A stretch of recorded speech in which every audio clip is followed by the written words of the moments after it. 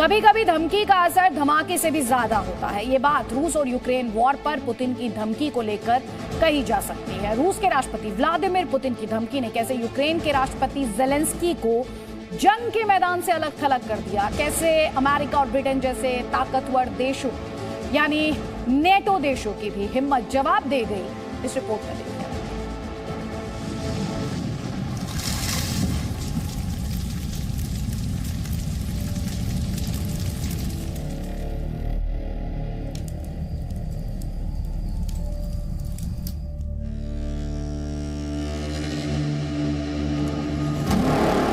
Putin की धमकी के आगे दुनिया बेबस।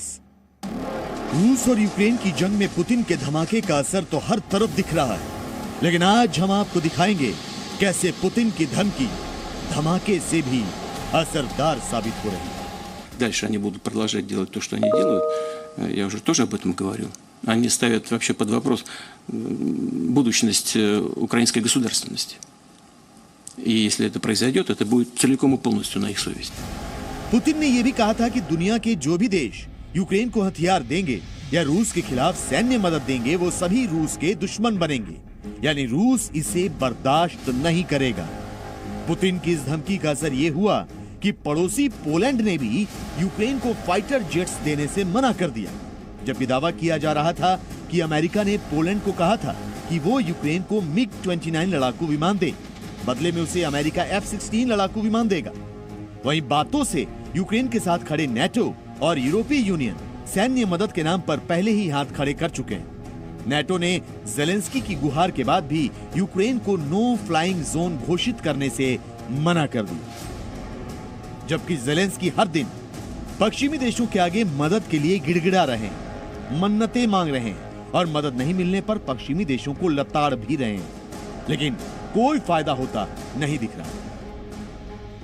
Сьогодні відбувся саміт НАТО. Слабкий саміт, розгублений саміт. Саміт, на якому видно, що не всі вважають боротьбу за свободу для Європи метою номер один. Усі люди, які загинуть від цього дня, загинуть також і через вас. Через вашу слабкість, через вашу роз'єднаність. पश्चिमी देशों ने ज़ेलेंस्की की बात नहीं मानी, उल्टे ज़ेलेंस्की को यूक्रेन छोड़कर आने की सलाह दी थी। अमेरिका ने कहा कि ज़ेलेंस्की चाहें तो यूक्रेन छोड़ सकते हैं, लेकिन ज़ेलेंस्की को पीठ दिखाकर अपने देश से भागना मंजूर नहीं।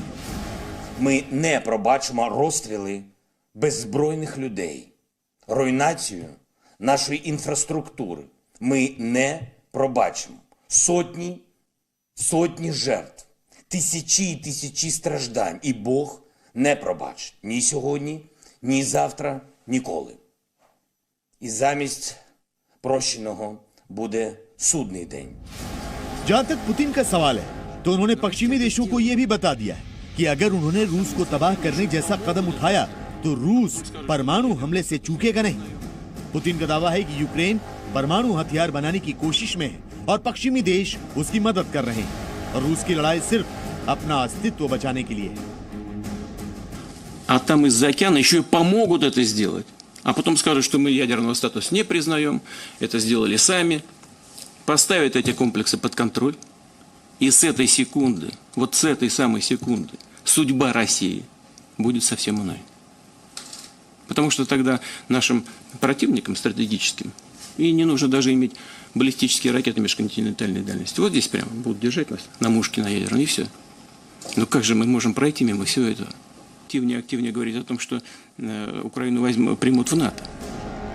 पश्चिमी देशों को लेकर पुतिन कितनी दूर तक सोचते हैं, ये बात उनके बयान को सुनकर ही आप समझ गए होंगे। अब सवाल है कि पश्चिमी देश क्या करेंगे? ज़ेलेंस्की को इसी तरह मरने के लिए छोड़ देंगे या फिर पुतिन की शर्तें मानने के लिए ज़ेलेंस्की को तैयार करेंगे? जो भी हो, अब तय अमेरिका और यूक्रेन को करना है। पुतिन तो पहले से तय कर चुके हैं। Bureau report, ji media. Presenting B News app, available on Google Play and App Store. Download it now.